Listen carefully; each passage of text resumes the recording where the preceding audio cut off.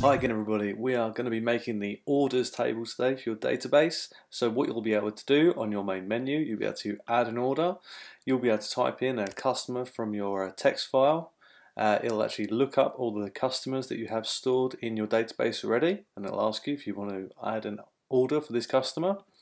You'll be then able to select from a list the different products, and this will be looked up again from your products database. From here you'll be able to enter in a quantity that you want, and then you'll be able to add that to a order database, or create an order record. Then I'll be able to view my orders, and from here I can see a specific order. It records the ID of the user, so the ID of the customer, sorry. It creates a unique order number for the specific order given. It records the item that was ordered and the quantity of them as well. So we're going to get into that right now. So the first thing you're going to need to do before you do anything else is you're going to need to create a new text file called order number. And inside it, you are just going to want to put the number 0 in there. So I'm going to change mine to 0.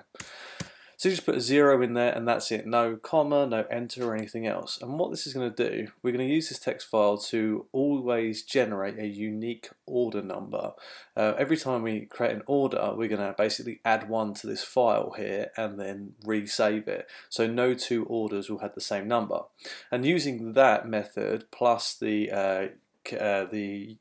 customer's ID, what we're going to do is going to create something called a composite key. So the composite key is going to be made up of the customer's ID and then their order number, and it means that we'll be able to search for every customer's order and we'll be able to uniquely identify each order in our database as well. It just makes everything nice and unique, and it means that we don't have to repeat loads of data, and it stops there being duplicate order numbers and things like that.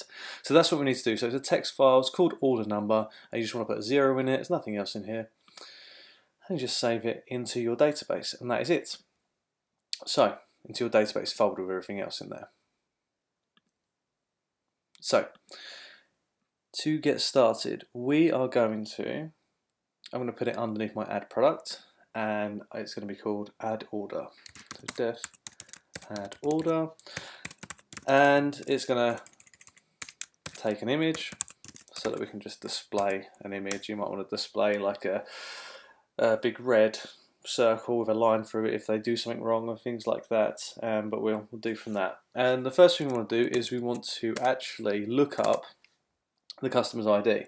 So the idea here is that in order to create an order, you have to have a customer in the customer database. You'll enter their ID, and then you'll create the order from their ID. So we want our user to enter the ID first, and we're going to check to see if that ID exists first of all.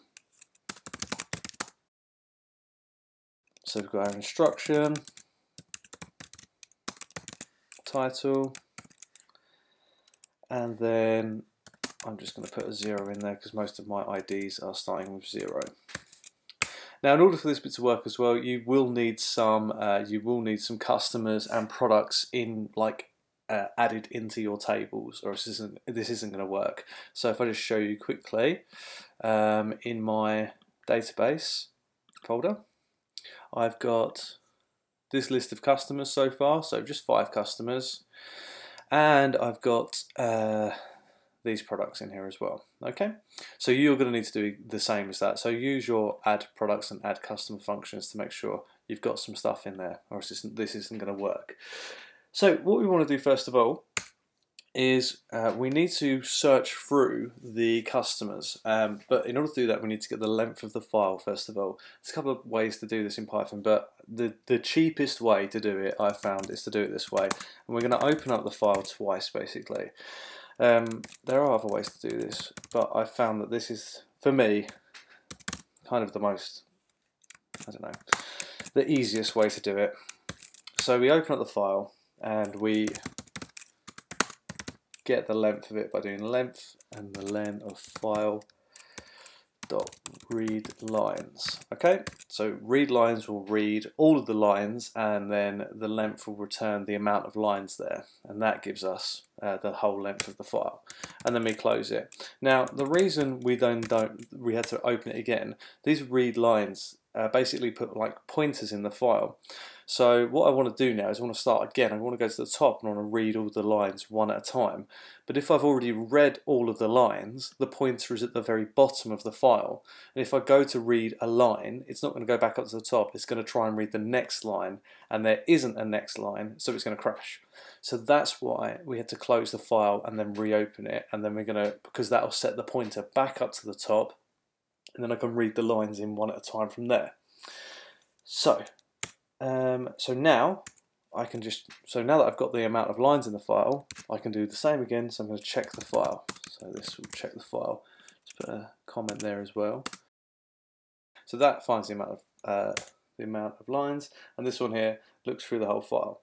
So we're going to do it again. So file equals open. So I'm going to take this line here, and then what I'm going to do is I need to check that file. So my IDs in that file are stored at position 0 in the text file, because they're the first thing that happens.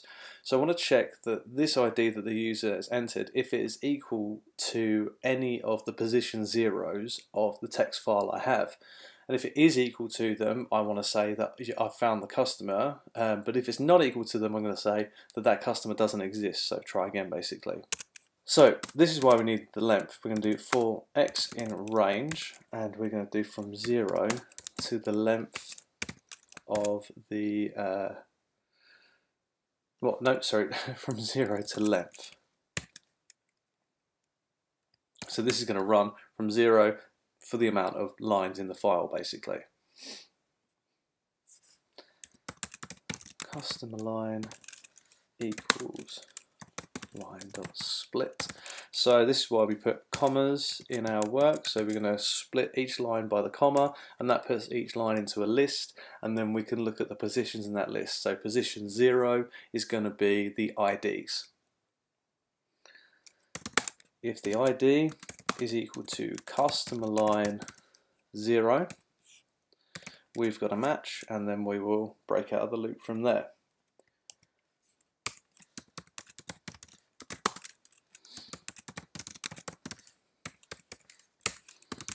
So if we find the customer, we're going to save it, and then we're going to break out the loop. If we don't find the customer, we want to check the next customer, basically.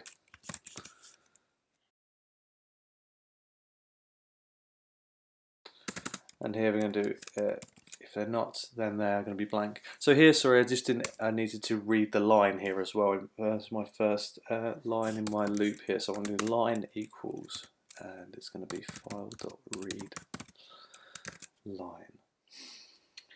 So we read the line of the file, so first line of the file gets read here, and then we split the line, so that line is now a list, and then we check the first position of that list, because that's going to be where the ID is. If it's the same as the ID that my user entered, we're going to save it, and then break out this loop.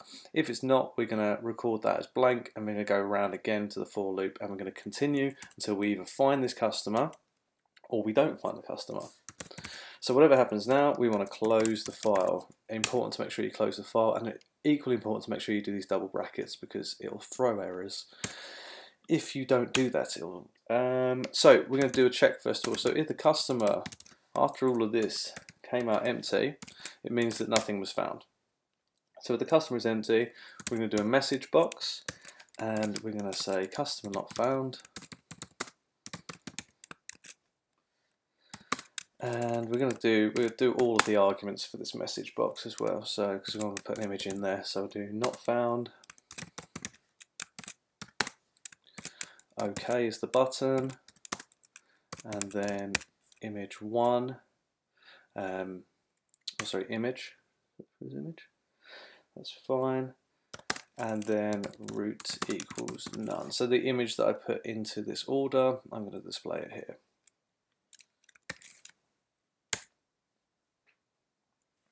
And then I'm going to display the main menu. And then that is that for that. So if they don't find the customer, it throws them back to the main menu, and then they can try again from there. We could put something else in here to just restart the add order, but you know, they either click a button to say OK here, or they click a button on the main menu to click add order. So you're not saving them any time either way.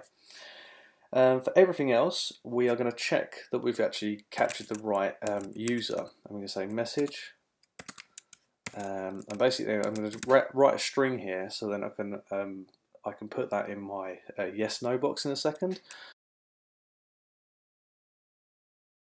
Oh, so just one thing, just to check here. Sorry, I'm going to save customer line 0. We're just going to save the whole customer line into customer. I'm going to grab that from there in a second.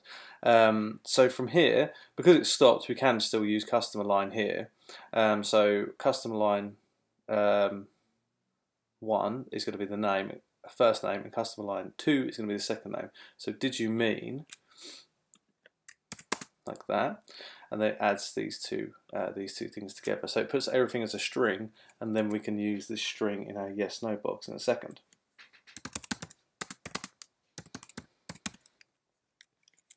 So a yes no box is just going to have that message in it and a title.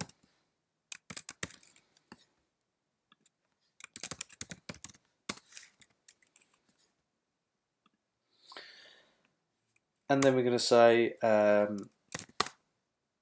if check is the same as false, we're going to go to the main menu. But if it's for everything else, we're going to continue. So basically this yes no box will return true or false. If they hit cancel, or like no basically, if they hit no, it's going to return false, so it's the wrong customer. It takes them to the main menu, and then they can figure out what happened. If they go yes, so we've got the right customer, we're now going to go on to actually adding the actual order. Sorry. So now what we want to do is we want to give the user a list of products to check from. So I'm going to do getting the length of the file for my products again. So it's this exact same thing again, but we're going to do it for the products this time. So we get the length of the products. And now what I want to do is actually get the products. So what's going to happen is I'm going to create like a menu with a list of items for the user to click. But what I want to do is I want to get that list of items from the product text file, which I've actually got. So I do that this way. So get the actual products now. So now that I've got the length of the file, I'm going to reopen up the products. So do the same thing again here.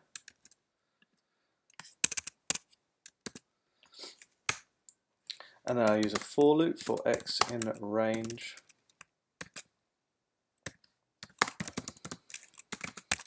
Now this one's going to go from 0 to the length -1. Because there's a blank line in my product, basically if I don't do it -1, it'll throw an error. So basically it'll read all through the lines, and then because I'm going to look at a position that isn't the first position, when it gets to that blank line, it will throw an error because I'm looking at something bigger than position 0.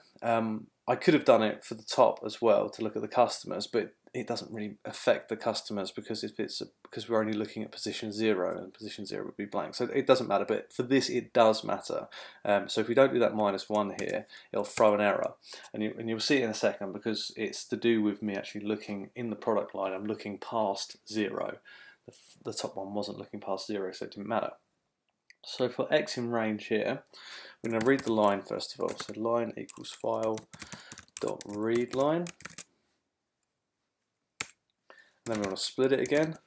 Product line equals line dot split.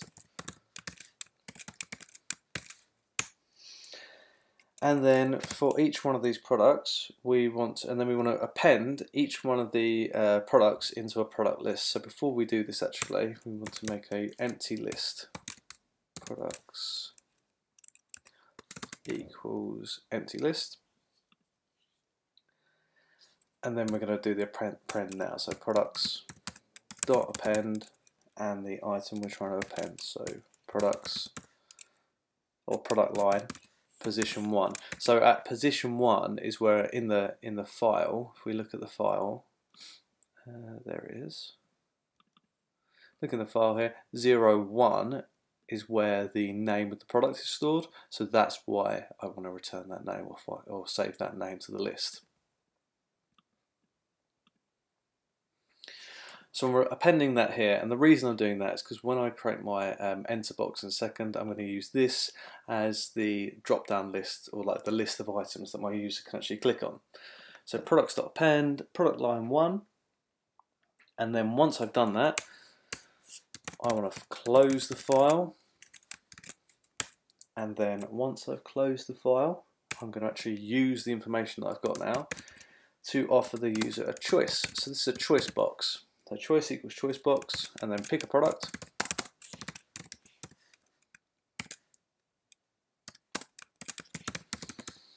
And then the title, product choice.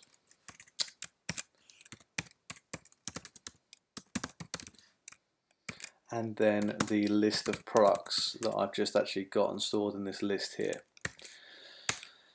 So that will actually go from there. Now, if they don't type in anything, we want to actually go back to the main menu. So if choice equals none, we're going to go back to the main menu. However, if they didn't type in none, that means they typed in something, or they selected something, and they need to go to the next bit. Now this isn't a perfect solution, because using this method they can only select one product at a time, but I've done that so that when we do the quantity in a second, the quantity relates to the specific product as we go through.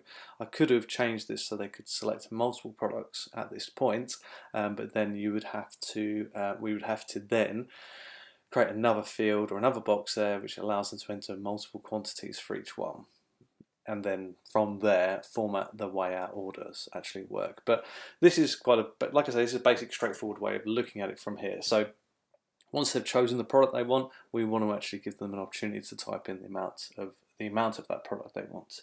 So that is going to be our quantity, and that's going to equal an enter box,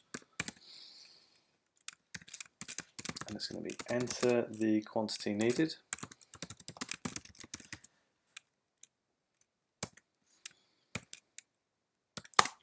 And then we've got title quantity.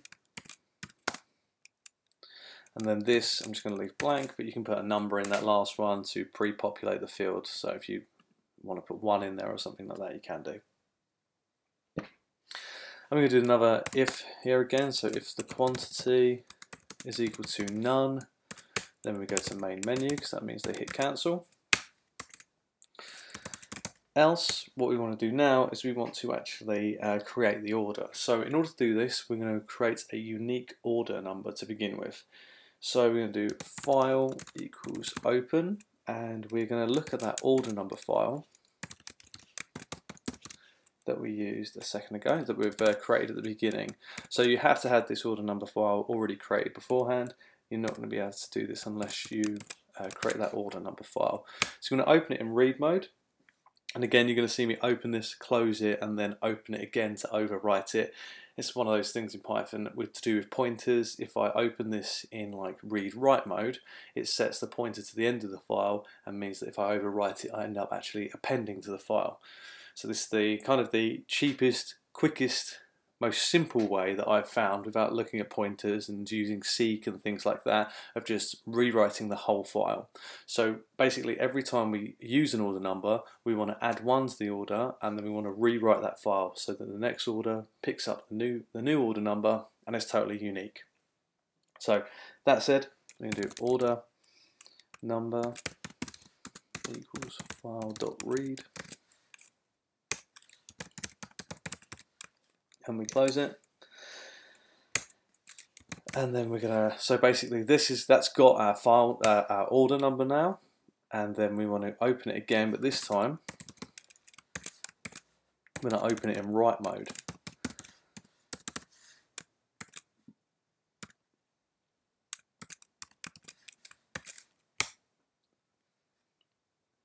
And we're going to create the new order number. So that's going to be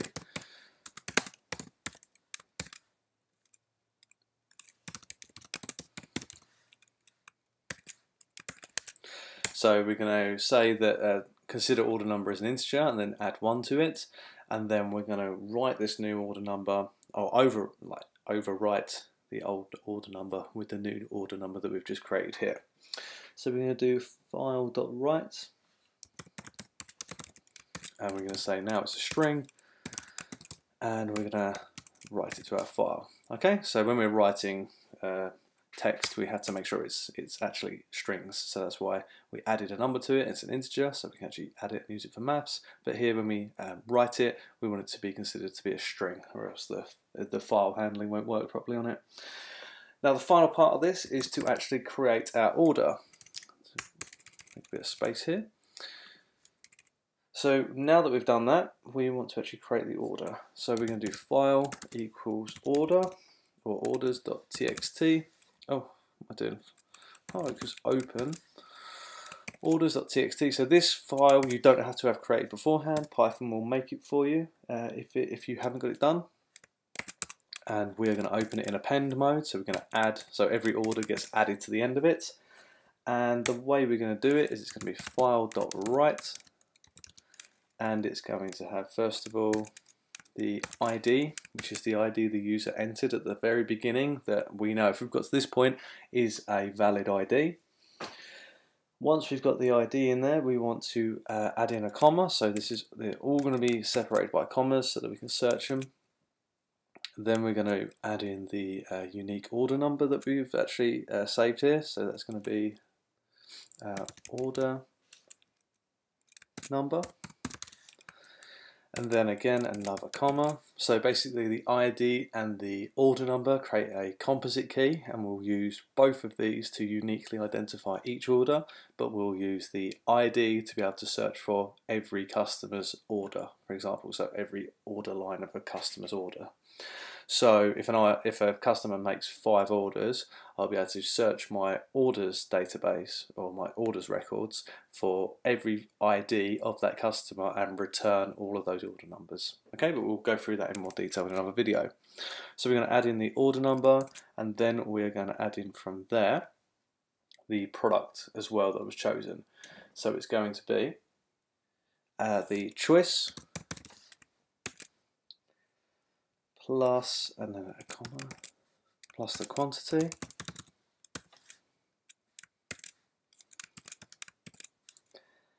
and then plus the new line symbol. So every order goes onto its own line.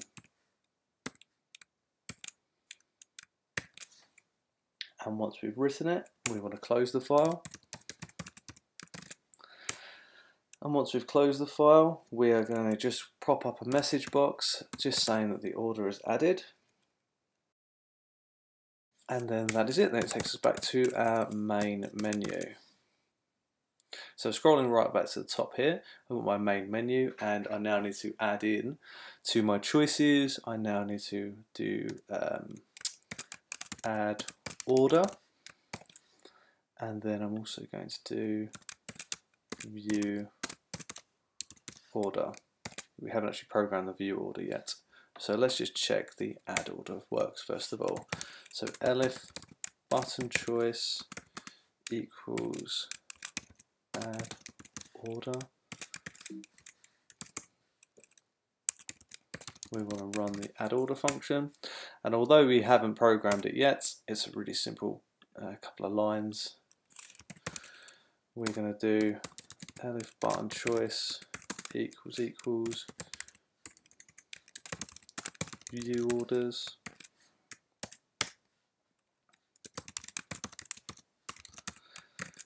We will call the view orders functions. Again, we've not done the view order here, so make sure these are exactly the same. So view orders needs to be the same here, and then add order has got to be the same as here. Okay, so I had that slightly wrong there. So view orders got to be the same. Again, I've not programmed the view order yet, but it's a couple of lines, and we'll do it in a second.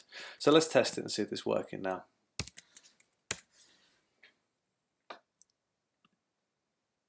So we've now got our buttons. Let's try add order. Oh, I haven't given it an image, so it uses image 1. So let's try that again. And let's try add order. So there we go. So let's check customer ID 01. And straight away it's thrown an error because this needs to be customers.txt. Customers. Let's try again. Okay, add order 01. So it's found my customer, James Maywell. We could put a space in between there. Did I mean James Maywell? Let's try no first of all. So that kicks me back to the main menu. Let's try again this time. So let's try a different customer, 03.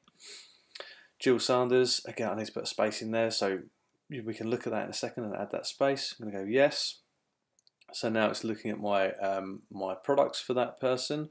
I'm going to say they want this product, and I press OK.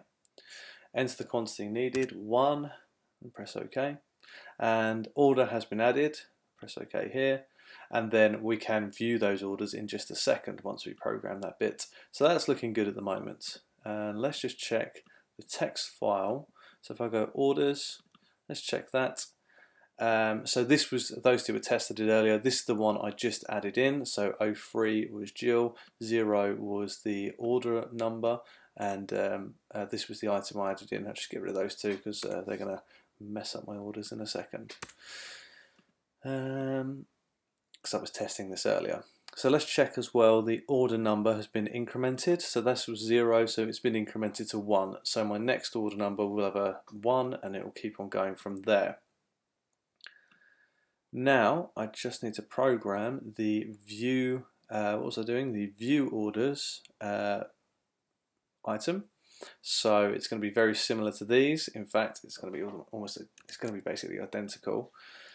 So I'm going to copy it and I'm going to do view order, and it's going to look in orders.txt, and it's going to take order records. In fact, I should have made a specific thing so I don't have to keep on redoing these, but we can refine it later. So there we go, and that's it. So that looks at my orders.txt and goes from there. Hopefully I called the file orders. We will find out. Press OK. View orders. Oh, it didn't do it. View order. Oh, so view orders. I didn't call it the right name. So I called it view order. Then up here I called it view orders. So just make sure that's the same. So that was the error there. So let's try that again. OK. View orders, and there we go. There's only one order in there at the moment, and it's returning the order for me, and I can mess around with it after. So we've now got a customers table, we've now got a products table, and we've got an orders table that links them both together using a composite key. Next time we're going to be looking at actually querying this database and returning some records before finally moving on to validation. So I hope you got a lot out of that. I know it was a bit of a long one, this lesson, but let me know how you're getting on, and I hope your database is working.